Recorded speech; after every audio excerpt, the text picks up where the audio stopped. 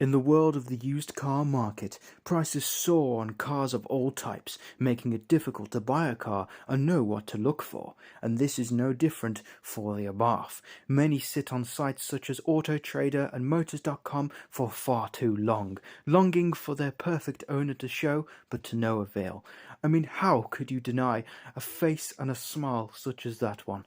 But with this, could anyone step up and inform our fellow car buyers what to look for in an Abarth, or will they sit there for much, much longer? Well, never fear, because that blue Abarth is here. So how's it going, everyone? Welcome back to the channel, and today we're going to be doing a redo of one of my previous videos. And that's right, guys, we're going to be making a better, more detailed and just more fun version of the Abarth's Buyer's Guide. And well, this is because I was sat in my lovely comfy chair at home with an awesome glass of apple juice in hand. And that's right, guys, it was very, very awesome indeed. But I rewatched that video and I thought to myself, yeah, this isn't really good. I mean, I did like the video and it did do quite well. I mean, 2,800 views, very, very good indeed. But as I said, I rewatched it and it just wasn't that good at all. I mean, there wasn't very much detail added into the video, especially when it's a very important topic. I mean, buyer's guide for any car should include lots of detail, many points, and just very educational information so you guys can, well, just have a better buying experience with a car. And well, especially for a car like an Abarth, it's a specialist and very, very unique car, meaning you want to know everything about it before you buy one. And that's why I'm here today to give you a bit more information and a lot more detail, that's for sure, on the very important things that you should know about the car. And I just wanted to do it again as well because, well, my voice was like this throughout the whole thing. And well, yeah, bit boring and not great of a watch really, especially when, well, I want this channel to be very fun, have a bit of banter on it and just go over very important topics, but having fun while doing so. So that's why I'm back here today to give you a version 2, a fresh retake on the Abarth's Buyer's Guide, so you guys can buy your own used Abarth. So let's get started. Now, like usual, it is very, very windy again, so sorry if you guys are struggling to hear me, but I'll do my best. And one thing I am also going to take away from this video today, I'll do a lot less of, is the hand movements, because, well, it is a very important topic, like I said, and it doesn't help that I'm flailing my hand around the screen every couple seconds, so I'll only do hand movements when it's necessary. So, bye-bye hand. No, you can't do this to me. Well, one day only, because this is a very, very needed topic to go over and to do again. So let's get started with probably the very, very most important and needed thing when going over a car: the tires. Now, tires should be a absolute, just obvious and most common sense check when going to see a car, especially in a Abarth, because, well, tires are the main thing that the car sits on and actually rides on. And well, I mean, it's a big problem if they ain't very good. I mean, if they're bald or if they're just not good condition, then it ain't going to be a very good time, is it? I mean, you need tyres, really, guys. I mean, you can't not have tyres, because otherwise you'll be scraping up sparks on the ground like you're a four-wheeled Ghost Rider. And yeah, that wouldn't be very good. Look cool, maybe, but yeah, it's definitely not good, especially on your beautiful little alloys. So, the main thing to check when, going over the tyres is the tread depth. Now, obviously, the legal minimum depth is 1.6 millimeters, and, well, any less than that, and you're in trouble. I mean, you don't want to be going down the road in your beautiful new Abarth and then being stopped by, well, blimey, the UK Rozzers. That wouldn't be very good at all, guys. So, basically, just make sure that all your tyres from front to back and every corner are at the legal tread depth, and well, they're just roadworthy, because obviously you want to be having a lot of fun in a car like this, because I mean, take a look at it, guys. How would you not want a bit of fun in this car? And well, to do so, you need good tyres. So just make sure that they're all good, roadworthy, legal, and all that type of stuff, because hey, they're the main thing, like I said, the car needs to actually drive, especially a performance car like this. Now, a lot of companies actually, when buying the car, will actually decide to swap the tyres for you, because, well, that's what happened to mine. I decided to buy mine at Car Supermarket, and they swapped all the tyres for P0 Neros, well, as you can see from the lovely tyre text, and I'm not actually sure what I had before, but I think they would have been alright. But hey, I am not complaining at all, because now I've got a fresh set of P0 Neros, so that's very good indeed. Now obviously the brakes and all that is something you should check as well, because well, hey, like I said with the tyres, it's a performance car, it's going to need good brakes, and well, all these things are needed to make sure that your car is road legal and just performs well. So when checking the car, go around all 4 of the brakes and just ensure that, well, they're all to a good standard, because like I said, it's all about legality and making sure your car is road legal and worthy for the road and other users on it, because hey, you don't want a dangerous car, and you certainly don't want one that can't brake well, because hey, that ain't gonna be good at all, guys. So yeah, just make sure all the brakes are in great condition, so then you can stop. Now, next thing, I'll open the bonnet and well, show you the next point. Alrighty, so here we are inside the engine bay, and well, probably the most obvious thing really is just the condition and state of the engine itself. Now obviously you'll probably be able to get a better image and better understanding of what the engine is like in the car, well, from a certain thing that I'll tell you about in a couple minutes. But for now, you can probably just open the bonnet and take a good visual look for yourself to see what the state it is in. Because, well, if an engine bay is very nice, clean, pristine, you'll probably get an idea that the owner was an enthusiast or just someone that liked to take care of their cars. I mean, especially when it's a car like this, you would want to take care of it. I mean, just look how sparkly, nice and clean this engine bay is. I mean, I haven't had to do much to this engine bay at all. Especially when I bought the car, it was pretty much pristine, meaning that I knew the car did belong to someone who, well, did kind of take care of the car, especially, well, in the actual main engine itself, which I'm very glad to hear, and you guys can have the same experience as long as you check the bay and just make sure everything is in good working order. Now, you could just take, like I said, a good look around and make sure that the obvious components are all well and good. I mean, if you want, you can dip the oil, you can check all the reservoirs to make sure they're all topped up, but I mean, you can top them up yourself when you buy the car, but just, you know, check things like the battery, check all the connections, stuff like that to make sure they're all in place and all in good working order, because hey, like I said, you don't want to buy a dodgy car because A, legality, I mean, like I said, you don't want to get stopped by the Rozzers, because, you know, we know what points makes, guys. Points make prizes, or well, sort of prizes. You don't want to know what type of prizes there are, so best avoid winning those ones. But yes, so legality and just overall, you know, performance and condition of the car, because hey, you want a nice working car with all aspects of it being a-okay. So yeah, next up we'll move on to the main point that I was going to you know, talk about, to see how you can check how the car is in good, awesome condition. I'll see you in a second. So the next thing to check on the car, which is pretty standard for all cars really, is, well, the plate. And well, you guys probably saying, well, George, why would you check the plate on a car? And this is because of the MOT history. Now, there's a very handy little website called Check MOT, and basically all you got to do is put the reg plate of a car in, and then you'll be able to see the full history of the car, what it's done, what it's had done to it, and what it may need doing. Because this is very handy and very important indeed, because then you can get a proper idea of what the car's, well, past has been like, and how it's been treated, and well, just what it may need for the future. Because I mean, like I said, you want a car that's a-okay and in perfect condition, because really it's not ideal. You don't really want to be working on it yourself and doing all these little bits and pieces, because hey, you want to buy the car and enjoy it. So best thing to do is to check the history and make sure it's all good itself, because hey, the less you have to do, the better. Now, this car, well, when I did the MOT check, didn't need anything at all. I mean, it's pretty much fresh and brand new. I mean, it's only got 30,000 miles on it, so there's pretty much nothing major that it needs doing. But one tip that I shall say now, and will probably repeat later on in the video, is especially on the higher mileage cars, always check for what they may need and what they well, probably already have done, because you'll know that it probably has to be replaced sometime soon.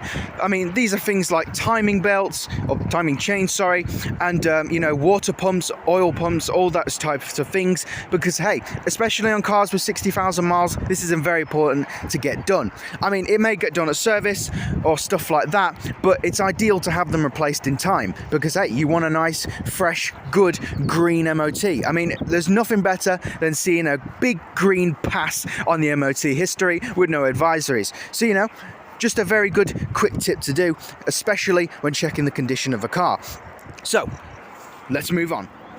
Alright, so moving back to the wheel actually, and well, we're not going to be talking about the tyres because we've gone over that obviously. We're actually going to be talking about the wheel itself. Now, especially when you're buying a performance car or a very nice car, you want to make sure that the alloys are in pristine condition, because you don't want to buy one with curbs or rips or tears in the paint, because hey, that's not good. You don't want to be having to do that yourself on a driveway. You want to enjoy the car, you want to have people look at a very awesome, lovely wheel for sure. You know, like show condition.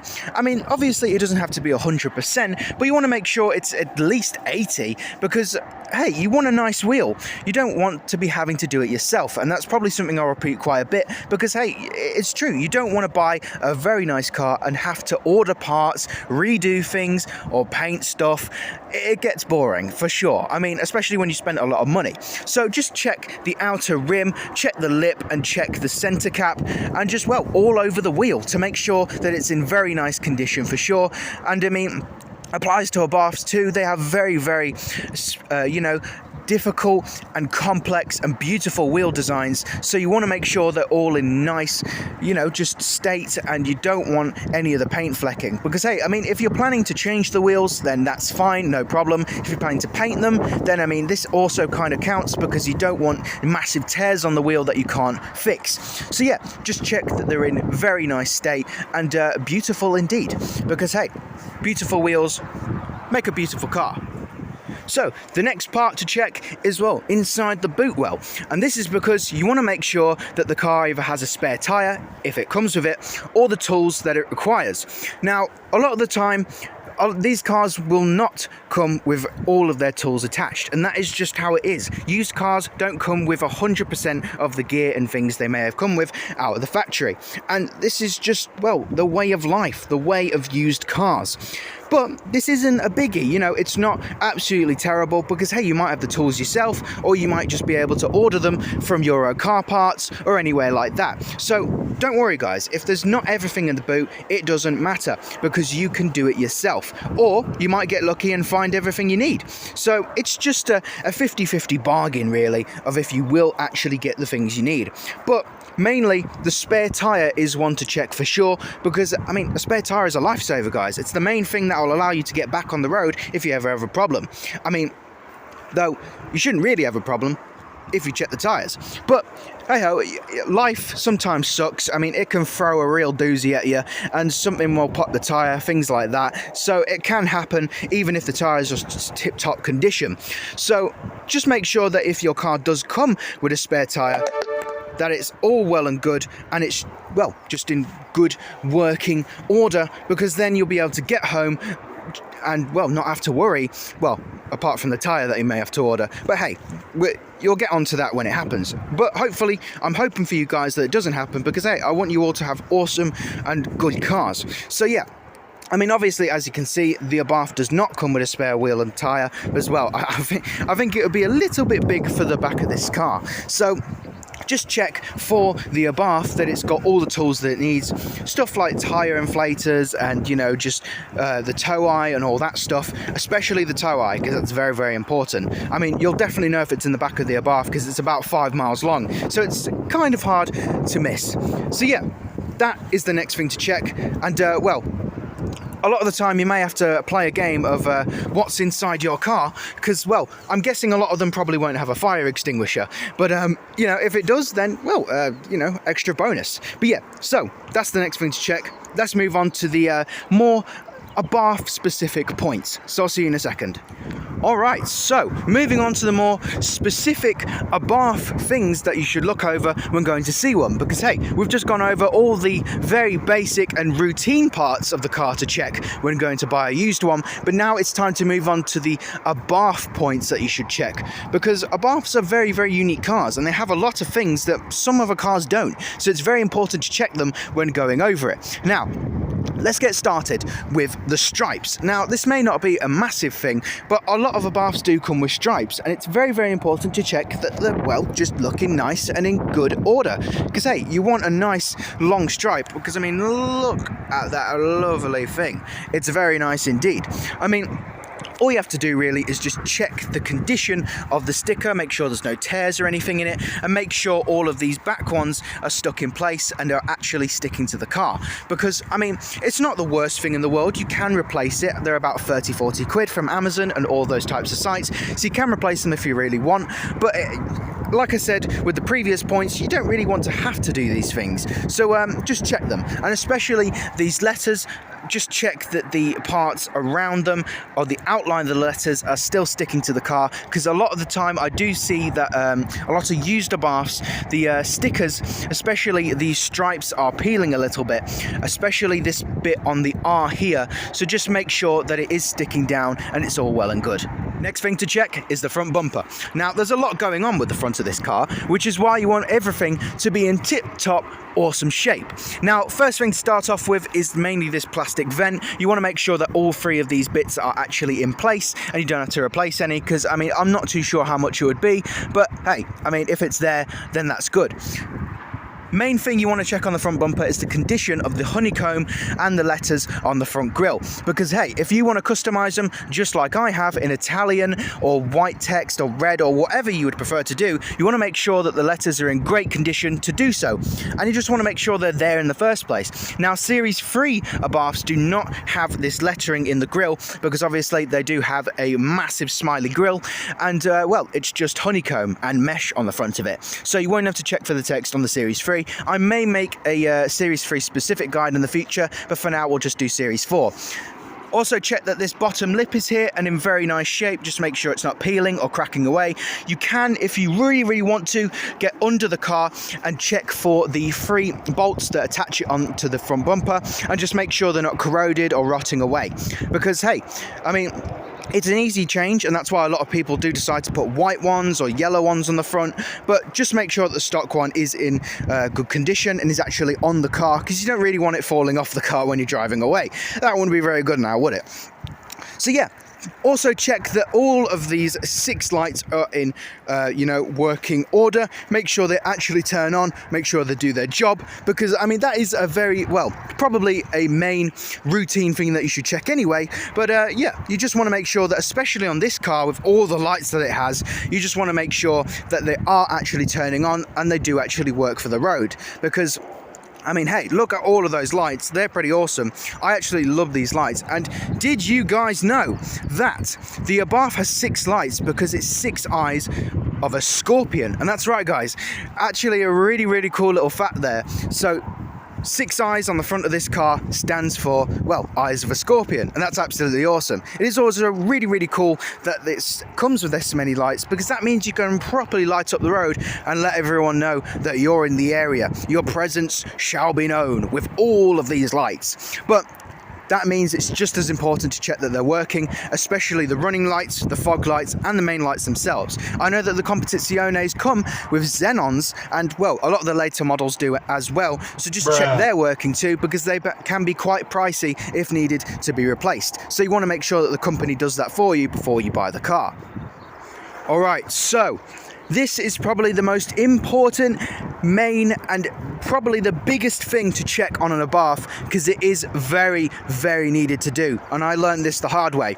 So, I'm talking about the lower control arms, and that's right, guys, the lower control arm is a very important thing to check on the Abarth specifically, because it's an absolute nightmare. So basically, all you have to do to check this is just go on a quick test drive of the car. I mean, checking the MOT history, the service history and all that stuff is good, and just checking it with your eyes is all nice and that, but actually taking it on the road and taking it for a quick drive is the main thing that you will need to do to make sure the lower control arm is all good. And all you have to do to check to make sure that it is all well and good is, well, just taking it for a quick drive, like I said. So if you start to hear knocking or some very obnoxious noise from the front wheels, that means that the lower control arm is, well, giving out and it needs replacing. And, well, this is a very, very important point to bring up, because if you want to do the job yourself, it's bumper off, side radiators off, and just tons of stuff that needs to be taken off just to get to one bolt, guys. And that's why run one singular little bolt. Well, like I said, me and my dad learned that the hard way, which is why I'm telling you guys today to make sure to check that lower control arm, especially when buying a used Abarth, because that's very, very important. Now, this can happen at any mileage, really, so just check for that knocking, because you don't want it to happen. You don't want that knocking at all. So, and if it does appear on the drive, make sure that you tell the people at the place to get that thing done. Get that bugger out of the car and replaced, because you don't want to do that yourself, guys, that's for sure. I don't think anyone would want to. But yeah, so check the lower control arm, because that is a nightmare. One of the next things to check on this car is the fuel cap. Now, as you can see, I have the Competizione silver locking fuel cap, and I absolutely love it. It's so easy to use and take out, and just it makes filling the car so much easier. Now, the reason you want to check this is because on the regular stock versions of the Abarths, they come with a more tighter and annoying fuel cap, one that has a small wire that leads all the way from here into this little hole, and basically it just makes it so it hangs from that little bracket there. Now, you want to check that wire for sure, because that wire could sometimes be a little bit I want to say corroded, but mainly more worn out, and it can start to snap away. And if this is the case, then you don't have to worry about it too much, because you can do what I've done and replace it with a better fuel cap. But it's just about, the condition of the car, because if it is starting to wear away, you can replace it if you really want, or, just get a different fuel cap. So yeah, just make sure to check that. Another thing to check on this car is the exhaust system. Now, obviously, you'd probably want to check to make sure the back box and everything is still there, because you want a reasonably decently sounding car. You don't want one that's absolutely screaming its head off and, just shouting all the time. You want one that's reasonably loud, and you want one that actually, passes the Cadwell noise test, because, hey, I sure do, and I'm sure you guys would want to as well. That's why I recommend checking the exhaust to make sure the back box and everything is there, and just to check the condition of the exhaust itself, because it turns out that a lot of the 145 brake Abarths or the stock T-Jets come with the stock exhaust system with the two pipes, but you'll find that the back box is always really corroded and rotting away a little bit. No problem, because it doesn't actually affect the car, it just makes it look a little bit worn out and a little bit dodgy.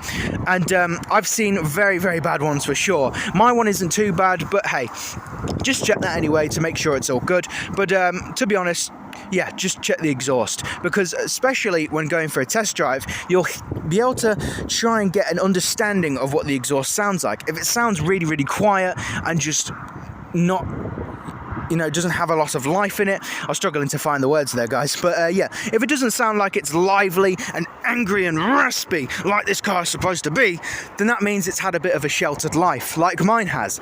It's been locked away in a garage and used very, very rarely, and therefore it's all carbonated and just really, really quiet. So just check and make sure that the exhaust sounds nice, because then you can know that the car has had a good life, and well, it's going to even have a better, or an even better one when you own it, because hey, you want a nice sounding Abarth, because who doesn't? These things sound immense. So yeah, just check the exhaust to make sure.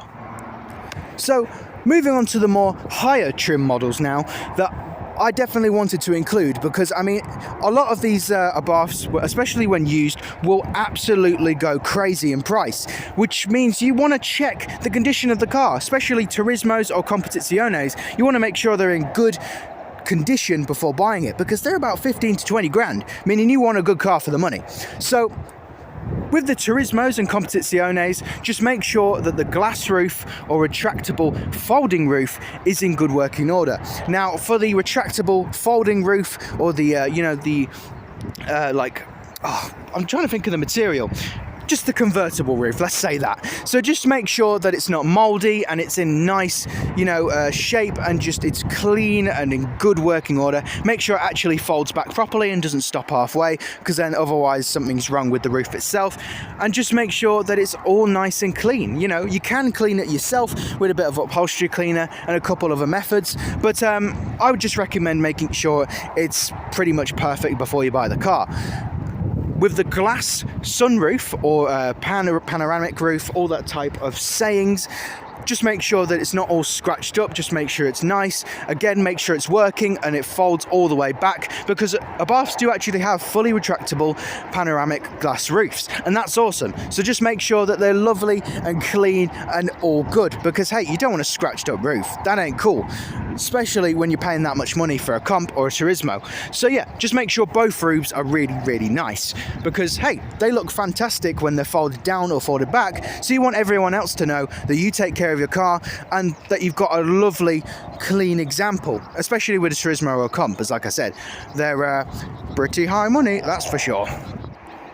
Now, before we move on to the interior, I just want to say, make sure to check the paint. And I'm pretty sure this is a big obvious really, but you want to make sure that the paint's in pristine condition. I got lucky and got some pretty nice paint indeed. It is a bit dirty today because of British weather. I can never win with it. But pretty much, if you live in a nice hot sunny place, then you want very nice paint to cruise along with. I mean, we do get nice weather here sometimes, but just make sure the paint is, just nice and sparkly and gleaming. A lot of people will decide to take their car through automatic car washes, and that will just leave a lot of, horrible swirlies in the paint, and it'll be a nightmare to get out. You have to machine polish it and all that stuff, which can go wrong sometimes. So just check the paint is really, really nice. Check it's in a good condition and that it can be polished, and then it can come out just as nice, well, as this has. So, especially with the premium paints like Podium Blue, Medenza Yellow or Rosso Red, just check that they're gleaming, shining, and are very nice indeed. So, moving on to the interior. Now, you want to check the Abarth side seals first, because a lot of these Abarths will have scratched up side seals. I don't know why that was a bit of a tongue twister, but yeah, so pretty much just check that they're not scratched up and they're really, really nice, because hey, I mean, look at that. That's a beautiful, nice, sporty little side seal. Especially on the Competiciones, they'll have a carbon one with 595 Competizione into it. And you want a really nice version of that. I mean, I can actually replace that for it if I really wanted, but it's not a Comp, so it'd be a bit of a lie. But also make sure that they're actually sticking down, because when I bought mine, the side seal was sticking up a little bit, so we just got some 3M tape or, double-sided sticky tape and put it down, and it was all good. So not a biggie, but just check it's all right, because, hey, you want a nice side seal, like I said. Next major point to check, and it's probably the biggest thing to check on the interior, are these lovely seats. Now, these are in actual really, really nice condition, to be honest, so I didn't have to check them at all. The bolsters were perfect, the condition of the material was real good, and I didn't have to do anything to them at all. I've just done the odd occasional clean, like I always do. But especially with the leather Turismo seats or the, the big boy daddy Saybelt seats in the Comp, you got to make sure they're all good, because they're very expensive seats, so you want them to be in perfect, awesome condition. Especially these little clips here, make sure they're not broken or snapped away. Especially on the Competizione Saybelts, they're usually around here, and I do see them pull off quite a bit and snap. So just be very, very careful when using them, and just make sure the previous owner has also done the same thing. Moving on to the rest of the interior, which actually, I'll probably put it on the phone holder, and I'll see you in a second. Hey everyone, it's actually Editing George here, and I've only just realised that, I missed two things out in the interior section. Now, the first thing is mats, because it seems that a lot of used Abarths do not come with their original mats. Seems to be some kind of weird Halford ones. So if this is the case, just pop down to your local dealership, just like I did, or order some actual Abarth mats online, get them in there, and hey, you'll be all good, because who doesn't love a good set of original, proper, correct mats? The other Another thing is also the small bulbs inside of the AC control climate panel. Now, it does seem that a lot of the analog ones do seem to give up. So if this is the case, again, just replace them with ones from Halfords and bing bang bosh, all good. Right, that's pretty much everything for the interior, guys. Time to wrap up the video. I'll see you later. That wraps up today's Abarth Buyer's Guide. And I really hoped you guys enjoyed it. I hoped it was a better version 2 of the first one, because like I said, I wasn't really happy with that one. It was a bit boring and a bit messy. So I thought, why not jump out, get outside with the Abarth and record a different version? Because hey, I want to help you guys as much as possible when buying a new or even used Abarth. And hey, if you want to go and buy a used Abarth, if you follow those tips and have those certain things in mind, then you won't go wrong. You can rock up to the dealership, offer them a price, and they'll say, hold out your hand. You'll have a stonking deal, an awesome car with a great MOT history and condition, and everyone's a winner. But yeah, it's pretty much, just routine checks really, like you would with any other car. Checking those obvious and main important things, and then going over the little specific parts that the Abarth has as well. I just got jump scared, by the way. Sorry if I flinched quite a bit there. This flower just came down and jump scared me in the window. I feel like I just jumped out of my body then. But yeah, moving back on. Yeah, so just check the main things and then go over the little parts that the Abarth has as well. I forgot to mention the diffuser because obviously I don't have one. So, if you do go to check one, just make sure it isn't scratched and marked up. Check it's all nice and check it's there. I guess that would help because, mine isn't. So, yeah, but if that's your style, look with no diffuser, then hey, all good because I absolutely love it. But, if you want a diffuser, then just check it's there in good condition. Also, the sport button, because hey, you want a sport button that works and contributes to the car. Not really that good if it doesn't do anything now, is it? So just check it's working on the test drive and all that type of stuff. So yeah, that is pretty much it, guys. I really hoped I was able to help you, especially in the second version, and I really hope it, definitely enlightens you on some things that the Abarth needs checking when you go to see one. Because hey, old and used Abarths, they're going to need some love, and they're going to need some checking too, because hey, timing belts or timing chains, oil pumps, water pumps, and all those types of things, they're going to need doing at some point. So it's good to check before you buy. Unless you're all right with that and you could change them yourself, then no problem at all. But yeah, like I said, really hoped I enjoyed, guys, and I really hoped I could help you, because like I say many times beforehand, that is what I'm here to do. And I really hope you can pick up an awesome used Abarth and love it just as much as I have. So yeah, hit that bell, like, comment and subscribe. Got many mod videos coming on the way because hey, I've ordered some more things for the car. So yeah, and we've got some Lego videos as well because I've got some more Lego cars to show off to you guys. So just hit that bell if you want to see that and you want to see it straight away as it comes out. But yeah, I'll see you in the future, guys. Have a good one.